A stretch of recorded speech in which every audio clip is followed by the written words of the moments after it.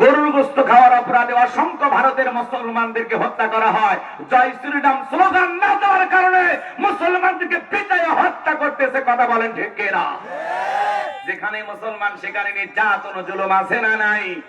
হাজারো জুলুম নির্যাতনের পরে মুসলমানকে টিকে থাকতে হবে, কারণ এই জুলুম অত্যাচার গুলো হলো মুসলমানদের জন্য পরীক্ষা। কথা বলেন ঠিক কিনা? সম্মানিত ভাইরা আমার দিকে কান লাগান, কষ্ট হচ্ছে আপনাদের।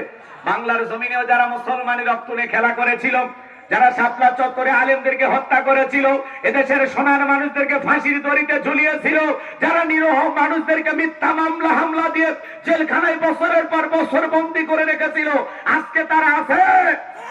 ক্ষমতার দাম্ভিকতায় পাগল হয়ে গেছিল, অন্ধ হয়ে গেছিল, দুনিয়ার কোনো কিছুই মনে হয় দেখতে পাইতো না।